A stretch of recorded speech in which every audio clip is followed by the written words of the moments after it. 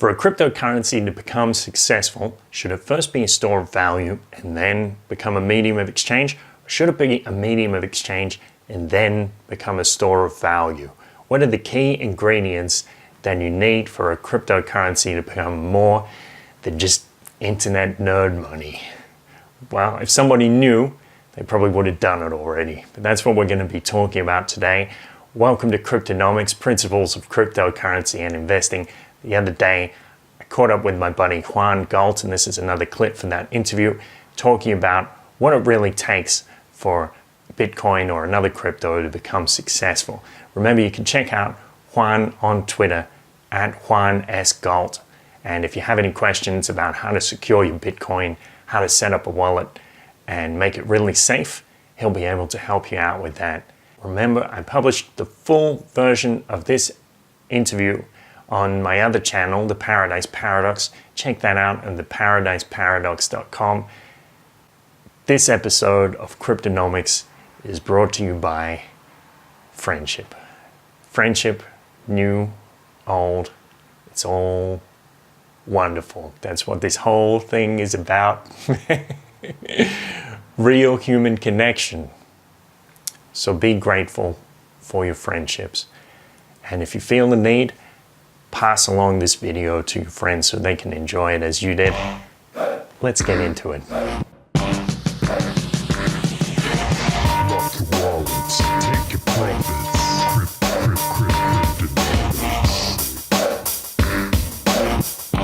Some people think that for a cryptocurrency to take off as a currency, it first needs to be a medium of exchange, and then it can become a store of value. But people who are really into Bitcoin say that, well, it needs to gain this store of value first, and then it can become a currency. But we don't really know which strategy is going to work, right? Well, I think we've been trying the marketing thing for a while. I mean, no coin has more marketing than Bitcoin, and Dash has a professional marketing team. And as far as I can tell, it hasn't really caught any kind of currency status anywhere. You know, they'll say that in Venezuela and a few places, like, you know, there's like a lot of adoption in Venezuela. But in New Hampshire, yeah, have you been there? Have you tried it out? No, I haven't. Yeah, you know, the marketing cost is, you know, but it's not just high. About marketing. It's also about user experience. And as far as I can tell, Bitcoin doesn't have that. Very few coins really have that. I mean, the best user experience, I would say, is Steem. And Steem is still pretty lacking. Like, people go on it and they want to use something like Medium or Facebook, but it's not quite that good. It's not quite that easy to use. For regular people, like, they see there's so many passwords and private keys and what the hell is going on, and if you lose it, then you lose all your money, and people are like, no, I don't want it. Yeah. The user experience just isn't there yet. So I do feel like we're still in this period of inflated expectations. Like, everybody hopes that it's going to become something great, but we haven't quite seen something that's really easy to use. I know, I totally agree with that, and I also agree that Steem has had probably the best user experience as far as onboarding noobs. You know, unfortunately, its USD coin isn't stable enough, and it's kind of a shit coin, and then everything else is pretty inflationary. But and it's also kind of centralized, right? But there's not much development happened on it since launch, right? It's just the same thing as they launched 2 years ago. Yeah, it's still in beta. Yeah, but they haven't developed anything. I mean, they've had 2 years and a bunch of money to keep building shit, and they haven't really done anything as far as I can tell. I can't say anything that's really notable. There's nothing I can point to and say, oh, that's a landmark innovation. So. Yeah. Other than the fact that other developers are building on top of it, so you have things like DTube and DLive, and, you know, even busy.org, which is basically just a different skin, but many people prefer it, so that improves the user experience. Yeah, I mean, Steem is an interesting example. You know, it's kind of a black box. Nobody really understands what's going on, but the user experience is actually quite good compared to everything else. I think. I mean, no, I totally agree. I think the user experience of Bitcoin right now, I've been thinking about this lately quite a bit. I've been working with a company that's that's doing a lot of user experience stuff. And I think that the future of Bitcoin right now, as far as UX, is going to be actually kind of like the equivalent of financial service providers or financial service agents in the financial world. So you'll go to a bank and it's a nice building, and then some dude that knows his shit will walk you through the process. That's I think to some degree where things are going to go. It might not be exactly like a place, even though places like that have been popping up over the years. But it's going to be like you sign up for an advisory service, right? Some sort of premium service, and then they just kind of hold your hand through the process until you acquire a significant position, and then you have somebody to call 24/7 for support, and they'll help you set up your keys properly, and you have a good redundant setup and the whole shabam. Because the current wallet system, the wallets are the sort of the first introduction of Bitcoin to a noob, but beyond, but like, I just set up some people yesterday, some tourists that I met here in Prague, set them up with some Doge. I sent them some Dogecoin, and like they gotta write down this 16 word seed, and this girl's writing, and it's like, holy fuck, that's a big password, right?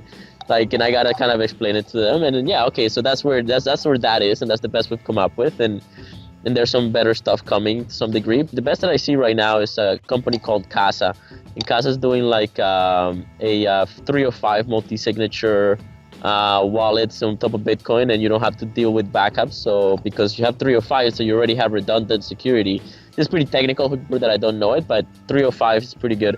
And then Casa has one key, and then you have another one on your phone, and then you get, it's a premium HODL service, and so you get 24/7 support, but it's like $10,000 a year, and so it's a whale level security, and their hope, as far as I can tell, is to scale that to make it more accessible over time. But right now, that's where they're at, and that's, I think, where user experience needs to go, because this stuff is money. This stuff isn't like a social network account. This is money.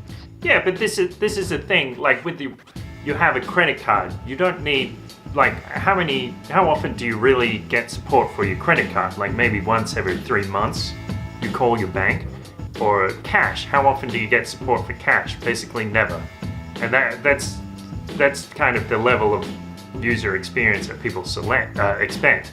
Like Apple Pay or Google Pay, something that's really easy and really secure, and you basically don't need to think about it. Yeah. I mean, so with a credit card, you got to go to a bank, and then you got to give them all your personal information. They got to do like a credit check and stuff, and it's fairly smooth. Like I got a bank account recently with a new bank, and you just go up there and you spend an hour with them, an hour and a half, and then they'll get all your data, and then they'll hook you up with a card, and off you go. And that's for debit. A credit card is a little bit, it depends on your credit score and stuff, can be a little bit trickier, but if you have a decent credit score, so it's pretty easy, and that's what we're competing with, right? And that's probably what it needs to be, if not easier, with the advantage that you don't have to go to a place. You can just have a call with somebody online or some AI service provider, and hopefully we get to that point. And then B, you don't have to give them any information. But that the user experience, I think keyboards and chatting is horribly just brutal, and any kind of password stuff, brutal. So people need to just be like, okay, well, you go to this website, you get a phone number, you call them, or you give them your phone and they call you, and it's some sort of AI bot. This is like in 5 years, right? Well, what it might look like. So the AI calls you, is like, hello, this is company X. You set up an appointment,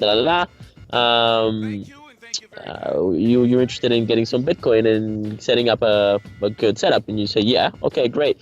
So send us, give us your address, and we'll ship you, 4 hardware wallets. You gotta pay us for them, right? However, here's some forms of payment, and then okay, you pay for them, right? Or maybe you already have some Bitcoin. If you want to pay for Bitcoin, you get the 4 hardware wallets, and then you download an app, and the app lets you set it up, and that would have to be fucking crazy easy, right? Like it's literally like you gotta plug it in a computer and whatever, I don't know, right? Something like that, but you have somebody to talk to on the phone, and that's right. The but human here's experience. The thing as well.